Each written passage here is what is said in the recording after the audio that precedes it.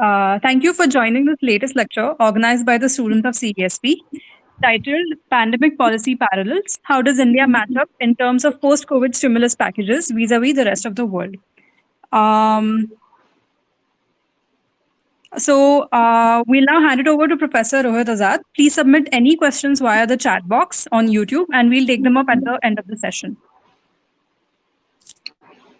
All right. So thank you, Shruti and Anvesh and CSP, the students of CSP, for organizing this. Before I get into the details of this, let me first wish everybody that everybody is safe. These are difficult times, indeed quite terrible, both because of the crisis of health as well as the economic crisis, which I'll be talking about.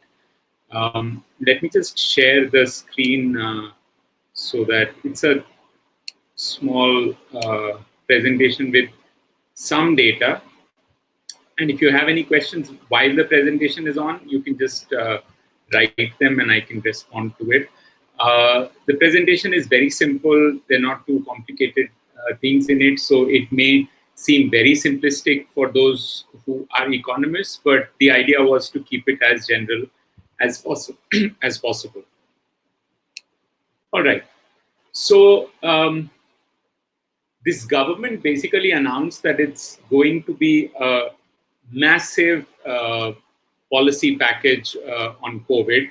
And the number which was quoted by the Prime Minister was essentially some 20 lakh crores, which had everybody, which took everybody by surprise that this is really a large amount, which is about 10%, which I'll show you just in a moment, 10% of the GDP of India. Now, is it indeed the case that 20 lakh crores, by now people have dissected all the different tranches which came in 5 different parts of the finance minister? I'll be doing something similar to that. But before I get into any of that, let me start with something which is very interesting and something which Financial Times, one of the mainstream business papers from London, seems to be arguing, which is very close to what we normally do. All the lefties in JNU are known to be arguing for the center that I belong to, or the tradition that we work in, is actually coming out from a mainstream business newspaper. Professor Patnaik quoted this in one of his pieces he wrote, and he said that it seems that people are now accepting the positions that the CSP has been taking for long. But let me just read this out, because this is quite remarkable. Whether people accept it or not is a separate point, but at least there's an acknowledgement of the fact that there's something seriously wrong with what is happening in the global economy. And it is not only about COVID. Let me just quote. So, radical reforms reversing the prevailing policy direction of the last 4 decades. And when they say last 4 decades, it's basically the neoliberal period, will need to be put on the table. Governments will have to accept a more active role in the economy. They must see public services as investments rather than liabilities, and look for ways to make labor markets less insecure. Redistribution will again be on the agenda. Policies until recently considered eccentric, such as basic income and wealth taxes, will have to be in the mix. And towards the end of the presentation, you will see that all that has just been mentioned, it's the exact opposite that the Indian government has done in its recent policy package. So we seem to be moving against the current, or at least against the argument that is being made by prominent business newspapers themselves. So let me go into a little bit of details in terms of what the policy package is and how it compares with other countries. But to understand that, we need to first look at the crises that we are faced with. And that seems to be what this policy package essentially is representing, is trying to deal with these 2 crises. Now, before I go into that, let me say a few words about this, that there seems to be prioritization within political camps of one crisis over the other. So some seem to be taking the health crisis far too seriously, leaving the economic crisis aside, and some others seem to be taking the economic crisis far too seriously and health not as much. And I believe that both these positions are actually not correct. And we need to be very careful with this, because just because the number of cases in India today are low of COVID-19 does not mean that that is not a crisis that we don't have to deal with, or that it is just some minor health crisis. Similarly, on the economic front, those who are totally obsessed only with the health crisis alone seem to be saying that it is actually a collateral damage, which it is not and should not have been, which is also something that I would try and discuss. So let me show you the two crises in some through some data. This is essentially the confirmed COVID-19 cases. I have kept the United States out because it really is an outlier, and then all the other graphs essentially go down. So I've removed the United States, but in both the left in the left side of the graph, and you can see that every other country other than India and Brazil seems to be kind of in a situation where it's tapering to some extent. So it's kind of a concave figure that you see there. Whereas for India and Brazil, it's moving up and it faces upwards. So there's no, in the immediate run, it does not seem to be the COVID itself getting abated in near future. And I'm not an epidemiologist, but I am not very sure where different studies which seem to be arguing that we are going to peak by the end of May or by early June or things like that, which seem to be based on some models, I'm assuming, and may be correct also. But just to a layperson who doesn't work in this area, it still seems a little far-fetched to be arguing that we are going to peak anytime soon. And along with that, what is important to see is that we don't even know whether these are the real numbers, because the real numbers themselves depend on the amount of testing that is taking place. And as you can see, India's per 1,000 people COVID tests is very, very low compared to the other countries. I mean, India and Brazil are way low there on the right panel that you see there. Why is it important? It is important because the number of confirmed COVID cases are also directly proportional, at least in the initial phases, to the number of tests. And that is very important. So as the number of tests rise, just for that reason alone, the COVID-19 cases, confirmed COVID-19 cases start showing up, which means that there are cases which are outside these test areas, particularly asymptomatic cases, so on and so forth, which are just not getting captured because enough testing is not being done. And there's an interesting paper recently in EPW by two public health experts, one who was a student in JNU and the other who was a retired professor from JNU.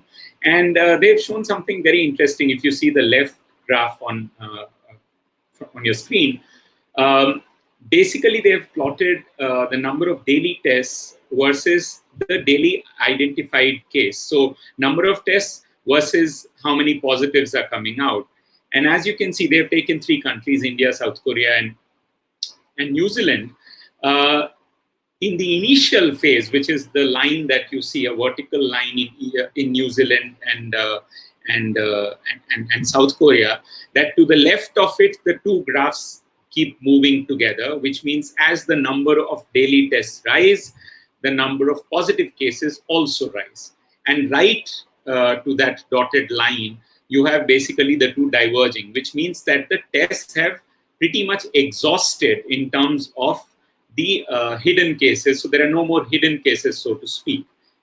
In the Indian case, we haven't reached that vertical line at all. As you can see in the first panel, we basically are still moving together, which means that if we were to increase the number of tests per day, the number of positive cases would actually increase much more than what you see today, which is essentially saying that there are hidden cases which are not getting captured in the current testing levels themselves. Now, I created a hypothetical scenario from that, although that hypothetical scenario, I mean, epidemiologists would say that is totally wrong. But just a back of the envelope calculation, probably a very alarming figure to present, just to show that the health crisis is also a crisis that needs to be taken seriously, is that if you look at the data for the lockdown period, basically the doubling period has varied. It started from 3 to 4 days, 5 days, and has oscillated between 10 to 14 days in the last couple of weeks. So what I've done is basically taken that, let's say if the lockdown is discontinued after May 31st, and if we were to extrapolate the cases from here to July 31st, in 3 scenarios where they are doubling in 10 days, because if the lockdown is withdrawn, there's a possibility of doubling period decreasing. So it's a faster doubling. Or even if the best case scenario we take as 12 days, or we go to the extreme that something dramatic happens with control and all of that, that it doubles only in 15 days. In each of these cases, you can see that the number of cases are dramatically high. In one instance, which is 10 days, which is the most alarming or alarmist position perhaps, it's about 2.35 crore cases by July 31st. And if you were to think that that there are actually hidden cases, which is just double, so the total cases are actually double what we are seeing in data, then it will be 4.7 crores. Now, that's a large number. I know it's a huge number. But even if we were to take the best case scenario from this perspective, you would still have about 29 lakh cases by the end of July. Now, I don't see any reason why this would not happen, except for there being a control on this crisis, which unfortunately doesn't seem to be the case, except for having a lockdown which was very ill-planned, and there was no logic to that lockdown, which also I'll discuss just in a bit. Or actually, let me just say a few words on that. So the countries which have managed to control COVID have actually tried to do 2 different strategies, or in fact, Kerala also within our country is one example of that. They have either gone for aggressive testing, which is the case of, let's say, South Korea, or they have gone for very micromanaged quarantining, lockdown kind of a strategy with intensive testing and contact tracing, like in the case of Vietnam, like in the case of China, or in the case of Kerala as well. Kerala employed both lockdown and intensive contact tracing. India as a whole has actually done neither. It has basically locked down the country without doing anything in terms of either building up public health infrastructure in terms of dealing with when these cases actually come up, nor has it increased testing and contact tracing and isolating to the extent that was required for a country of our size.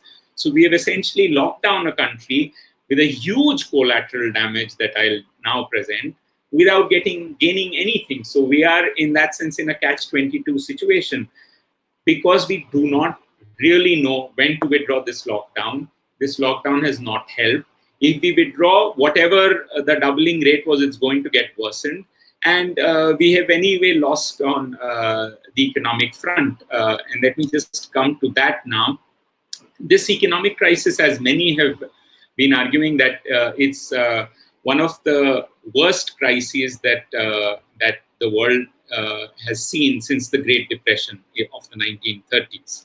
And this is just some IMF figures in their latest fiscal monitor, which came out in April, where they're showing that the global economy is actually going to contract by 3% because of COVID-19. And a bigger chunk of this decline is going to be in advanced economies, but the emerging market economies and developing economies, which India is part of, also are going to face the brunt of the COVID-19 because of the lockdown and shutdown in production. If you look at India in particular, let's go back slightly in time and look at what we were prior to COVID-19 hitting us. And everybody knows that we were in a prolonged slowdown. Let me just show you some figures to give you an idea of what that slowdown essentially represented. This first graph that you see here is basically the investment in Indian industries. And this is from 2004-5, which is the UPA 1, UPA 2, and Narendra Modi's government. So you can already see that there is a sharp decline that has taken place in terms of investment in Indian industries. If you look at the agricultural sector, a similar picture emerges where the NDA average is lower than both the UPA 1 and 2. And the decline has continued with 2019-20, which is the most recent figure, being lower than the previous one. So we are basically, we hit this COVID crisis with already a slowdown in the background. And obviously with production stalling and a full lockdown of the economy, there is going to be contraction of the GDP. Although the projections by the IMF says that there's still going to be a positive rate of growth. I'm not very sure whether that would indeed be the case. But the point is there is definitely a likelihood of a contraction year to year also, given the fact that there has been this lockdown. Who has faced the effect of this? The clearest figure comes out in terms of the rural population of our country. And you can see that the rural real wages is again a long series from 2004 onwards. And in the recent period, which is towards your right, you actually see a negative rate of growth in real wages consistently for a long period of time. And on an average during the Modi government, it's pretty much flat. So it's been a zero rate of real wage growth by and large. And now it is in the negative. The only period this has actually been high and positive has actually been UPA 2, which is the middle jump that you see in the figure. In particular, if you look at the lockdown and its impact, there's this study which has been done recently. There are many studies which have been done, but this seemed to me very recent and quite well done. So I'm just using that. It's the Center for Sustainable Employment phone survey, Azim Premji University. And the figures are startling. Just look at these figures and let them sink in. 67% of workers who have lost employment due to the lockdown. There's a 63 percentage points decline in earnings. Households consuming less food than before is 74%. So 3/4 of the household survey are consuming less than what they were consuming earlier. Households without enough money to buy even a week's worth of essentials. So it's like bare minimum is 45%, which is almost half the households do not have enough money to buy even a week's worth of essentials. On the policy side, vulnerable households who have received ration is 86%, so that's a positive. Vulnerable households who have received a cash transfer is about half of what it was intended to be.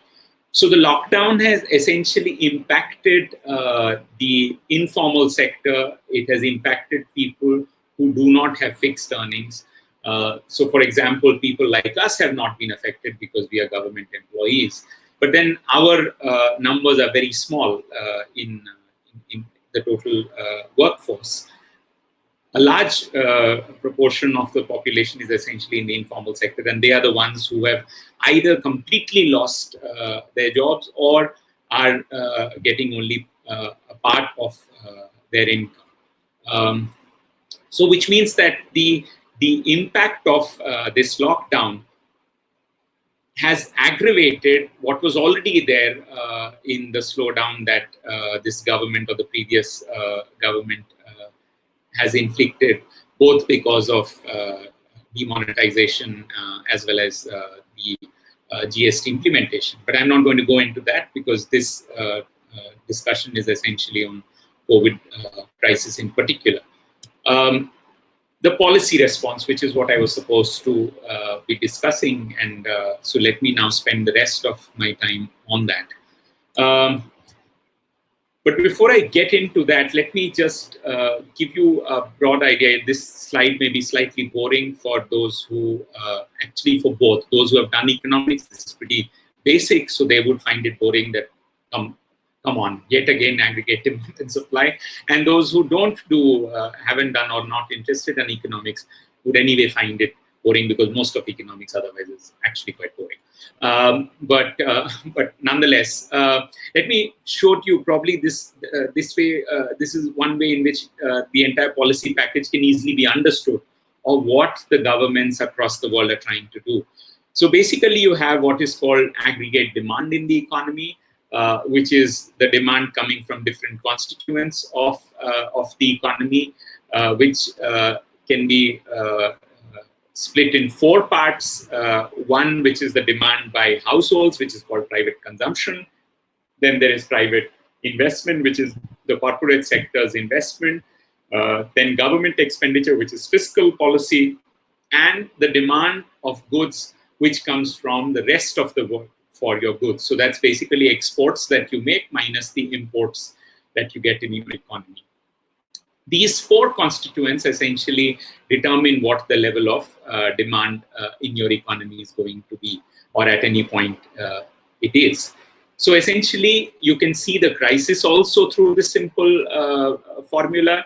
Which of these components are going to fall is going to essentially affect the economy. And it is not very difficult to find which all have fallen. It's pretty much the case that private consumption would have fallen, investment has fallen, the net exports have fallen, the exports have fallen, but so have imports fallen. So obviously the last quarter data, when it comes out, you will see that. But this much can definitely be said with people losing their jobs and the corporate sector not able to sell commodities, and with lockdown itself, obviously the investment would have also come down. So the idea was the only way you can then inject demand into the economy is through government expenditure, which is essentially what is called the fiscal push. And what you would find surprising is that that is the least of the priorities of the Indian government. And I'll show you what part of that 20 lakh crore actually is this government expenditure, just in a brief moment. So private consumption depends on income, which comes from wages or profits. I have highlighted wages because the policies that are being now recommended are going to have a negative impact on wages, which you will see towards the end of the presentation. So basically, you are not only not helping the economy by policies of the kind that I'll discuss later, you're going to actually aggravate the crisis in the Indian economy. Private investment, which also includes the FDI, depends on both sales and liquidity. This is something that I want to spend some time on, because this is exactly the mistake that is being made. Well, not really a mistake, but a deliberate thing that is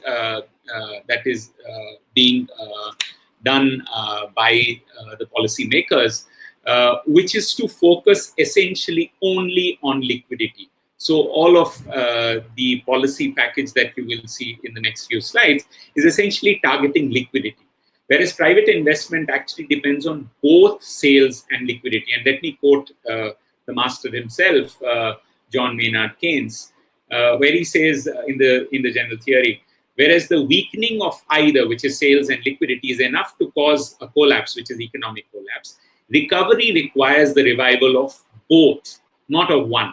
So if you target only liquidity and not sales, then you're essentially not going to get a recovery. And the same thing holds true if you only target sales with the banks actually being being very strict in terms of credit. Even then the recovery would become very difficult. So you need a combination of the two, which means that you need a combination of fiscal and monetary policy, and not just one, if you want to revive the private investment. The focus, unfortunately, has only been on liquidity. Government expenditure, unlike private consumption, private investment, this is something that the government can directly intervene on. And that is why it's a direct injection of demand through fiscal policy. Exports, as everybody knows, depends on global market availability and your competitiveness. And global market availability currently is as low as it can be because of the cross-border flow being having been affected by this crisis. But this crisis in particular, unlike the Great Depression, is actually not just a crisis of aggregate demand. It is actually a crisis also of aggregate supply, because the production itself has stopped. So aggregate supply depends on capital, labor, and technology. So you may have capital, you may have existing technology, but if you don't have labor for it to work on, obviously production would not happen. Lockdown is essentially that. So machines are running, or actually just not running, whether below capacity or capacity, they're just not running. So that's the aggregate supply bit. The GDP at any point in time is basically the minimum of the two. So you can have an economy where demand is less than supply, which means demand becomes the constraining factor. You then have to then look at aggregate demand measures. And at times you have supply becoming the constraint, which happens in the food sector quite often, in which case you start intervening on that. The COVID crisis is actually a crisis of both, because of the lockdown itself. And hence, the policy response also would have to be one which addresses both the sides of this problem and not just one. And I'll come in my last slide as to what those responses could be. This is a comparison of countries across the world. This is, again, from the IMF Fiscal Monitor. What I've done is basically taken the above the line, what is called the above the line measures, which is basically direct intervention by the government, which are fiscal measures as a proportion of GDP, and below the line measures, which is credit guarantees, liquidity infusion, monetary policy, interest rate measures, so on and so forth. That's your basically the blue bar. Normally, you don't present them as a figure which should be joined together, because that's not a correct representation. What you should be looking at during a crisis is what is the above the line fiscal measure that you're introducing in the economy. Because as I just mentioned, that pushing liquidity into the economy is not going to revive the economy if the sales don't pick up, because private investment would not pick up just because the loans are available.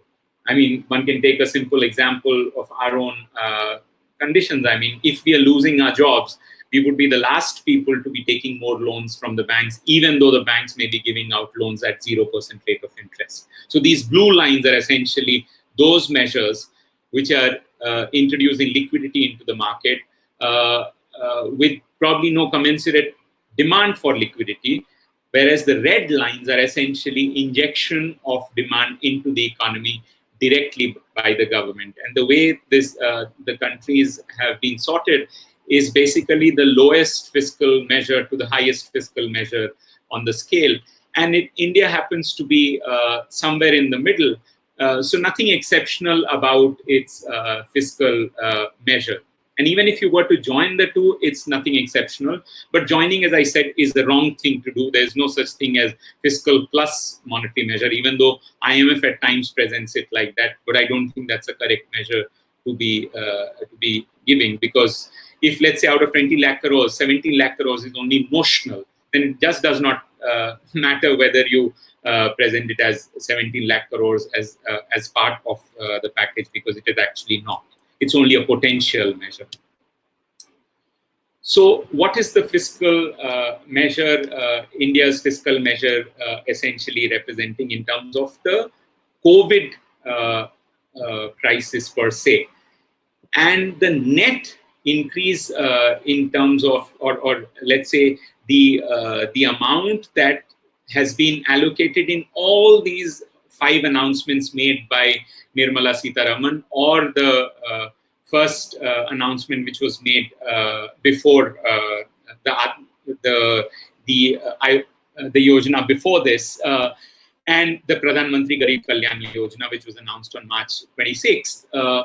If you combine all of that, it comes to only 2% of the GDP. Now just imagine the economy would have contracted in all likelihood by much more than this, which means that a 2% increase of fiscal deficit out of the GDP is definitely not going to bring it, even if we have a multiplier, given the fact that the decline would have been much higher. We don't even know if we would be in a position to maintain our levels, let alone there be a revival in the GDP. So it's a very, very small amount. And then I'll show you in the next slide what part of this 2% actually is new. This, after a lot of, if you have listened to her over the last 5 press conferences, I'm sure you were all splitting your hair, because it was impossible to understand what part of the measure is fiscal and what part is monetary. So I've tried to get, different, and her own announcements to try and divide them between fiscal and monetary in this. So all the work that I've done is essentially in this table, which has also come from various news reports, particularly from the Indian Express, a detailed report, which if you're interested, I can send, or you may have seen it already. So let's start with the announcements that have been made before we get into this Atmanirbhar recent announcements packages in the last 5 tranches. Let's look at the ones which were done earlier, the Pradhan Mantri Garib Kalyan Yojana. And that was 1.92 crores, which includes the 15,000 crores for the health package, also is included in this, and some revenue loss. So it's 1.7 plus that, and that's why it's 1.92 lakh crores. That is a substantial chunk of your fiscal measure. As you can see, if you see the table on your left, the fiscal measure is essentially, the biggest chunk is in that 1.92 lakh crores. Rest of it, that this Atmanirbhar package which was announced, part 1, which was about MSMEs, it's only 25,000 crores out of the 5.94 lakh crores announced. For the migrants, it is a pittance, 5,000 crores. In the agriculture sector, in fiscal measures, it's 30,000 crores. And the parts 4 and 5 were a slew of neoliberal economic measures, which I'll come to in my last slide. The total fiscal package of that is about 48,000 crores. Now, let me just give you some idea in terms of how insensitive this government has been. And I'll pick particularly let me just get to that, the second tranche of this announcement, which was essentially on migrants. And this 5,000 crore versus the 3.05 lakh crores, which is essentially the liquidity injection that this policy measure advanced. Just for one example, there is a special liquidity scheme to provide rupees 10,000 working capital to 50 lakh street vendors, which is the amount of rupees 5,000 crores. It's a monetary package that I'm talking, one of these, which means that you're talking about people who have lost jobs, people who are not able to sell their fruits and vegetables, they are being asked to go to the banks to take loans. I mean, how much more bizarre and insensitive can you be that you count that as a package, something which is not going. So all of this, as I said, is essentially potential. Banks are not going to give them loans. And even if banks were going to give them loans, the street vendors would not have the capacity to go and take loans because it's too risky a proposition. They don't have income. They're barely managing to survive. How are they going to go to the banks to take loans? And all of, if you read I'm not going to read it out, the detail of each of the days of packages, this is what it was. All of this was essentially liquidity. If you look at the fiscal measures, in all, there has been essentially a 3 lakh crore package, so to speak, which has been given as a COVID package, of which, and hold your breath, because that 3% also is not necessarily new. Why? Because a part of this, not 3%, 3 lakh crore is essentially already accounted for in the previous budget. So for example, the PM Kisan Yojana, what they've done is basically they are calling it a COVID package, but they've basically front-loaded what you would have given them 3 months, 6 months from now. You're basically paying them now. It's not as if that you've increased the allocation there. You've just advanced that amount from then to now and are paying it. And that's what you're showing up in your books. So obviously, in terms of the fiscal stimulus, it's not new. So the net fiscal stimulus is only about 1.05%, which is 2 lakh crores in out of this 20 lakh crores. So you can imagine it's basically 1/10 of what this prime minister boasted of in his speech, which we always dread whenever we hear that he's going to speak at 8 o'clock. I actually shut down my television. I never listened to him. But this is 1/10 of what he promised. The 9 parts of that 10 is essentially entirely notional. So we should not get swayed by this whole 10% of GDP, 10% of GDP, because it is not 10% of GDP. It is at best just 1.05% of GDP as an additional fiscal stimulus as far as COVID is concerned. But this doesn't stop here. You get something far worse. They've basically used this crisis as a means of introducing neoliberalism through the front door. And the first quote that I had shown to you from Financial Times, they've actually inverted that comment entirely on its head. If you look at the details, I'm not going to go into each of these details, but 3 specific things which came in the last 2 announcements. Number 1 is labor market, and I'll also discuss its effect on the economy itself. Longer hours, essentially the same number of people, the people who are employed are going to work for longer hours, which means that without any overtime wages, which essentially means that the wage income is going to go down for the labor or for the workforce as a whole. And the mistake that they seem to be making is that this, since it leads to higher profitability, means higher investment, is entirely looking at it from the cost side. After all, the goods that are going to be produced are going to be demanded by people, otherwise they can't be sold. Even if you can produce goods, you need market to sell it. And if workers are going to get lesser and lesser wages, then obviously the demand for these goods would not arise, and in which case there would not be any investment. It will again be just a notional thing. Minimum wage, the shift has been that you actually do not take minimum wage as the floor wage, but a different floor wage, a national floor wage, which is much lower than the minimum, as to the how much the wage can decline, which means that you basically pushed the wages further down in the name of increasing competitiveness and in the name of increasing investment, which, as I've just mentioned, and if there are questions we can discuss, is not going to take to increase the investment. In fact, it will have an opposite effect from the demand side.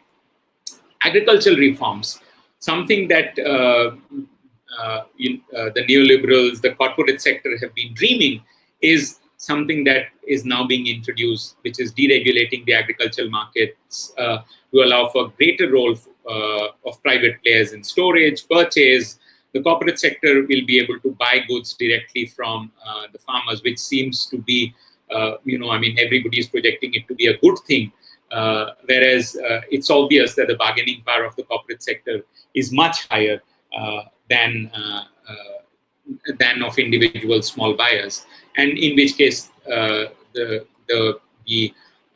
farmers are going to get a raw deal. So it's not as if that it is going to help the farmers. Each of these policies, the last one after I speak about, are all going to basically help the corporate sector. And this is literally neoliberalism through the front door. What the Congress government couldn't do, what the Modi government couldn't do in its first term, is now doing it openly in the name of controlling COVID during this crisis. So there is a PPP or privatization, either of the two, in coal sector, minerals, defense production, airspace management, airports. I mean, you name it, and you have it all there. Either it's public-private partnership, which is being introduced, including in defense, or it is open privatization, which is being recommended. Now, if you look at each of these measures or reforms, so-called reforms, these are the exact opposite of the radical reforms. And these are all going to aggravate the economic crisis, as I've just mentioned, because they're all favoring the corporate sector, which is not actually the sector which demands goods in the economy. It responds to demand in the economy. In other words, it will accumulate, it will invest only if there is demand for those goods which they produce, and that will only be there if there is a mass market in the economy. And each of these are essentially going to affect the home market negatively, given the fact that you don't have external markets immediately. A shrinking of the domestic market, despite these measures, is not going to increase investment. In all likelihood, it will bring the investment down and aggravate this crisis. And this is my last slide, after which I'll end. So with all this analysis, normally people say that economists are only good at analyzing. They normally don't have good recommendations to make. I am also not making any claim for anything great, but there are certain things which can easily be done, and I've divided the measures that I think can be seriously thought of in 3 different time frames: the short run, medium run, and the long run. And in each of this, I have kept both the economic and the health crisis, the measures that you can take vis-a-vis each of them across these 3 time frames. In the short run, as I said, that there is both an aggregate demand and an aggregate supply crisis because of the lockdown, and hence the policy needs to address both.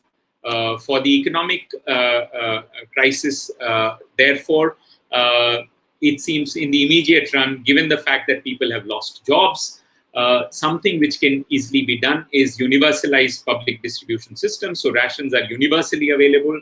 It's obvious that there'll be self-selection there. The rich are not going to go to the ration shop to get these stocks. It's essentially going to be the needy, and we have enough stocks, so there is no reason why it cannot be done. Currently, the food stocks are almost 3 times as high as what the buffer needs to be. And cash transfers, at least for the time being, although there's a criticism of cash transfer, but currently there's a cash crunch which people are facing, and hence there's been a recommendation of about 7,000 per month to be given to the households. and that's fallen on deaf ears. But this is something which definitely should be done if we want to avoid starvation in this country because of this lockdown. In terms of health, we need to increase testing dramatically, given the fact that the graph that I've shown to you, that our testing and our positive cases, the two are growing together, which means that we are not testing enough. And we need to get the two graphs diverging from each other. Only then we know that we've reached a peak in terms of testing, not in terms of cases. Contact tracing is very important. So you withdraw the lockdown, but you do something far more targeted. The problem with this lockdown has been that you've basically gone for a macro strategy without having any micro health policy backup, and hence are not confident of when to open. But given that you have done this, and we are in a soup that we are in, we still need to somehow salvage the situation, and the only way it can be done is through these measures of strategic quarantine in a particular area where if aggressive testing tells you that this is where it is spreading. In the medium term, as far as the economic crisis is concerned, we believe that you need to also think in terms of when the production starts of essentials in particular. The others, in my opinion, should not start. I mean, luxury goods can definitely wait for other reasons. Essentials, if they start, at least the people who are working in these industries, they should not be in the harm's way. They should definitely have safety gears as well, and hence, in the medium run, you need to you need to provide them with safety gear. In terms of health, you need to increase COVID capacity of hospitals.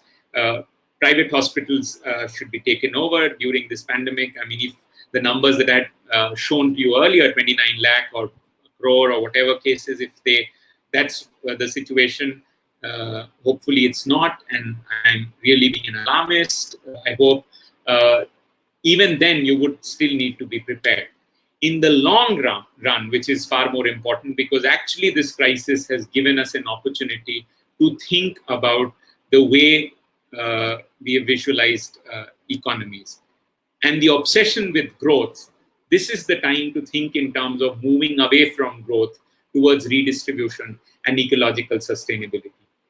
This is what can be done and should be done if we think in terms of a long-term solution to the problem that we are faced with.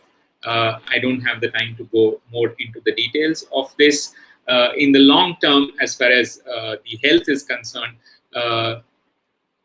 the economy should move away from insurance model towards public provisioning of health. With this, I would like to end. I think I crossed by 6 minutes. I was given 40 minutes, but I hope that's all right. Thank you. Thank you so much, sir. We will now be addressing the questions from YouTube. They are in the chat if you can see. Okay. Yeah, I can see. So how do we do this? Do I answer simultaneously, or? So we'll be posting the questions from YouTube, and you can answer them as per your wish. Yeah. Okay. Fine. So let me. Should I stop sharing the? Okay. Just a second. All right.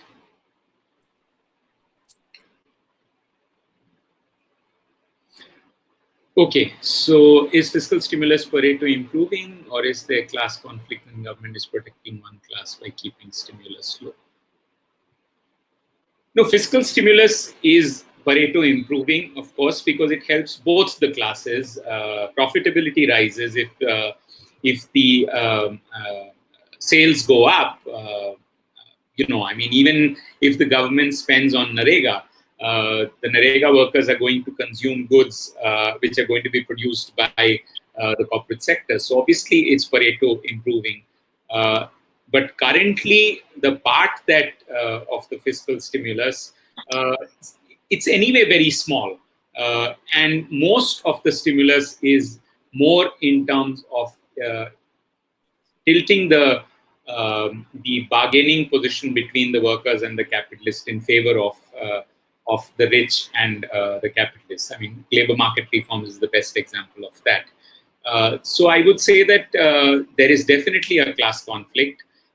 There's no doubt about that. But if you have the political will, you can actually balance your fiscal policy.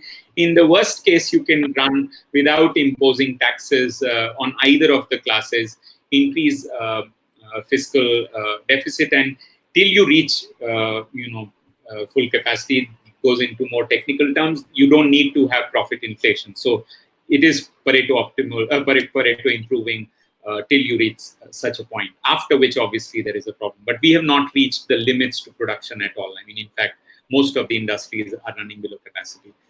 Is the liquidity-driven policy based on consumption smoothing theory of me?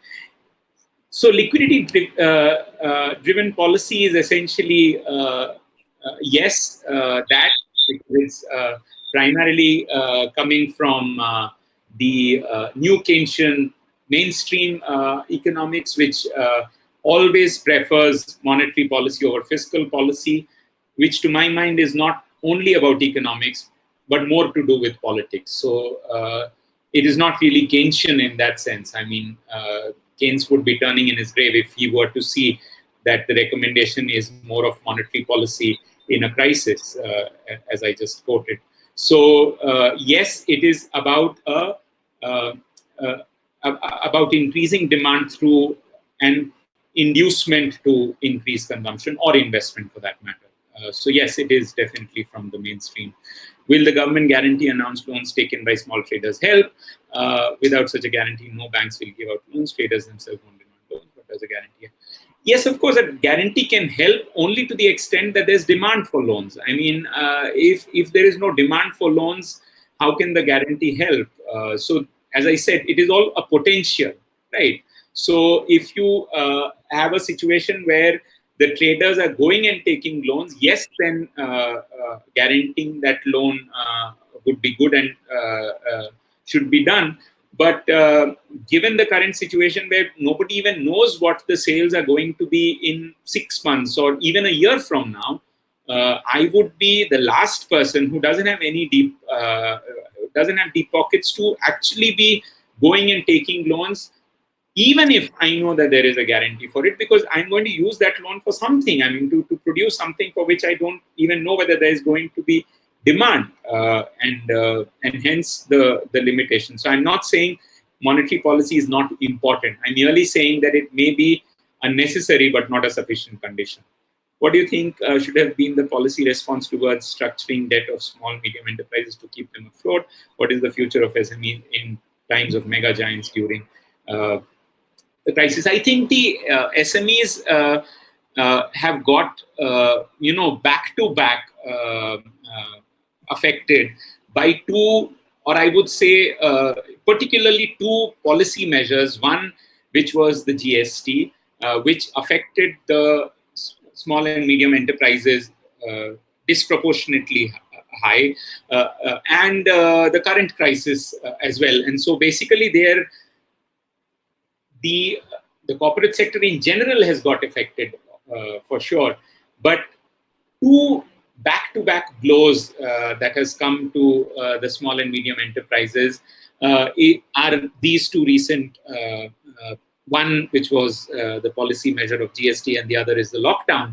And now the point of, again, this is going to help in terms of providing them liquidity.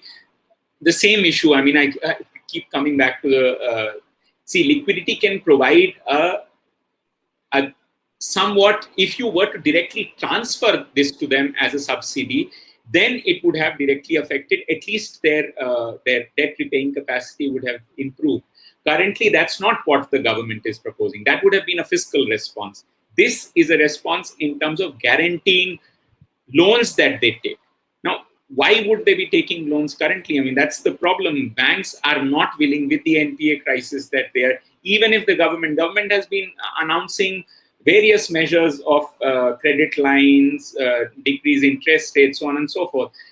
Banks have still not started increasing their credit to the corporate sector, both because the demand has not been there. But even if there were demand, banks are wary. So what are banks doing? They are parking their funds in the RBI. So this is again a potential policy, not really a real policy. What do you think should have been the policy? This I have answered. The global tender route has been disallowed for government procurement. How helpful will it be for no? So okay, broadly put, the MSME package that you see are essentially all looking at the package from as if the constraint the MSMEs are facing are all supply constraints. It's either a credit constraint that they are facing. It's either there is no procurement that is taking place, so on and so forth. They're all, restricted in their minds to just the supply side of it. They are not able to, that sector is not reviving because overall the aggregate demand in the economy because of the slowdown has been low prior to this COVID crisis itself. And that is one of the primary reasons why they're facing what they're facing, not so much as unavailability of credit. Yes, credit is an important player, but credit will come into the picture only when there is demand for credit. So this disallowing of the tender route again is a supply side measure and not really looking at it from the demand side. What can be done to resilient global supply chains so that whenever the economy opens, India can higher share in trade and simultaneously add to trade growth and GDP. Now, global supply chains is not something that you can, with a flip of a switch, suddenly enter into the global supply chains. You need a well thought out industrial policy and an implementation of that policy. It's not merely going to be tweaking something here and there to enter the global supply chain for various reasons. Number one, you have competitors. You have competitors which have deeper pockets in terms of cost cutting. China being one example of that. So if the economy reopens, it reopens for China as well. And it reopens for Vietnam as well. It reopens for every other economy. So the competitive advantage that you would have would still be a contest with the other countries. That's one. Two, you're expecting that the global trade is actually going to go up once this lockdown is lifted. It may not actually increase to the extent even as it was a couple of years ago, because there has been, as everybody knows, a global slowdown that has been happening over the years. And unless the recovery is V-shaped, in which case you may have some, injection. I mean, global demand coming back, not necessarily to its earlier level, but to a decent level. Even then, whether India would necessarily fit in there depends on many factors and not merely labor market flexibility and other reforms that the government has thought of, or of FDIs. Wouldn't deregulating agriculture market help the farmers in setting prices, since we know that the price of agriculture? No, absolutely not. I mean, not necessarily. In fact, a lot of people have written about this, that if the markets are deregulated, the role that the government plays is both in terms of providing a minimum support price, which is through procurement, and that is something, and the price at which it is sold. So the gap between the two is something that the government can fit the bill of, which is in terms of subsidies. If you remove that, then it is going to be a price determined by the buyers if they are big, what is called monopsony. So if you have big buyers, they are the ones who are going to control the prices. You're assuming in your mind that it's still going to be the mandi, the small buyers negotiating with the small sellers, in which case it will be a competitive kind of a setup. The real world is not that fairy tale. You would actually have the big corporates entering directly and buying commodities from the farmers directly, in which case everybody knows who has the bargaining chip behind them. So no, not necessarily. So there could be a higher profit margin, but the margin goes into the corporate sector. So it's not necessary from a theoretical perspective. So about the inflation bit, that projection of less inflation is not something which directly translates into directly, because there's an MSP which breaks that link. From a theoretical perspective, can the reliance on monetary or fiscal policy measures be connected to the mainstream dominance of? Absolutely. I mean, it is what has become economics today, which is basically monetarism in the garb of mainstream economics today, where they believe that fiscal policy matters only when you have very deep depressions. Other than that, monetary policy does the job, and fiscal policy should not be, which is, as I said, turning Keynes on his head. And I think that this has to do with the politics of economics and not so much as economics per se. Because at the end of the day, economics is also it speaks the language of the ruling elite. And a bigger government sector means a relatively smaller intervention of the market. So it's inversely proportional to each other. So obviously, a larger government is anathema for capitalism. So obviously, there is definitely that contestation. There is an upcoming World Bank loan to India. How do you think that will be spent by the government, and what conditions will the World Bank have? And if it was asked for by India,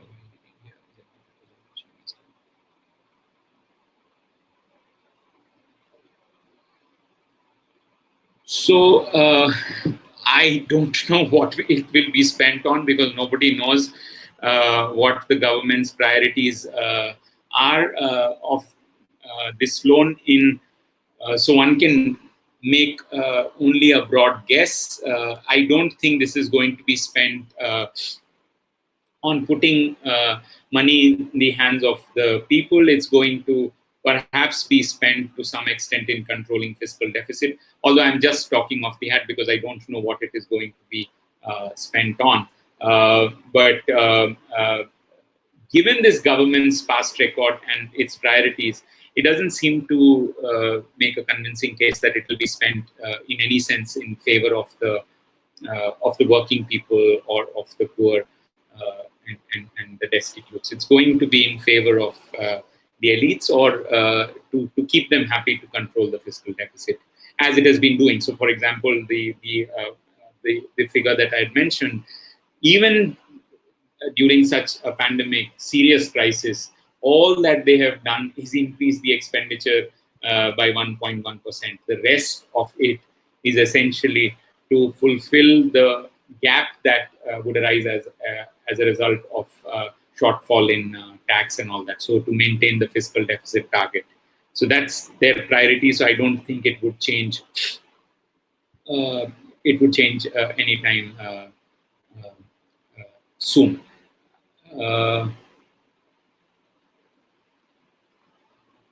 So about the Narega amount, how can it be used effectively if work cannot be created due to lockdown? So I think that at the end of the day, you would have to lift the lockdown. And we have written about it that our suggestion is that you you lift the lockdown along with safety measures for people who are going to work. So after all, people would have to work.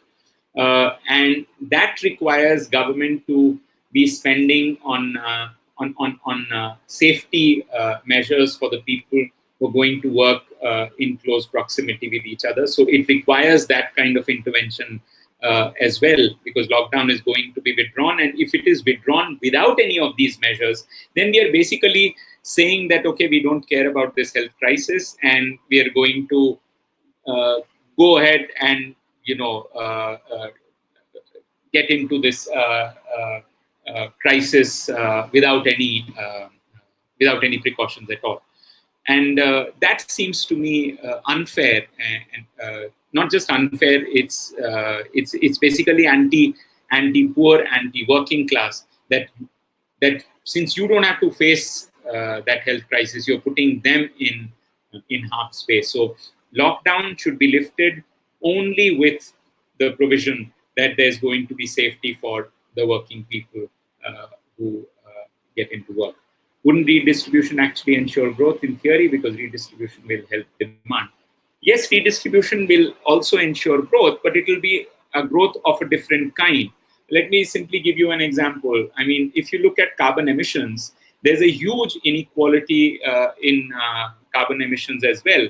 So if there is a redistribution that takes place in favor of the poor, not only does growth increase, but it also brings emissions down.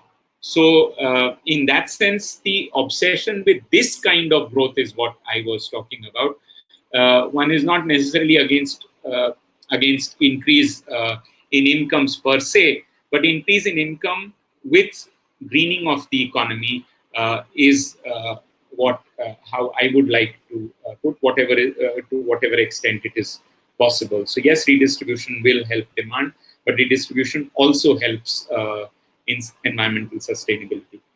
Is the judiciary likely to prevent the weakening of the labor laws, given how strong the lobbying is at present and how weak institutions are under this regime?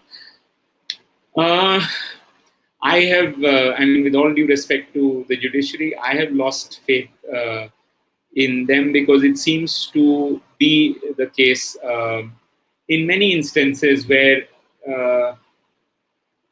even though the judiciary's intentions may be whatever, but the judgments are coming out. I mean, if you look at various judgments during this lockdown period itself, have not really been of the kind which can give you the confidence that they will be pro labor.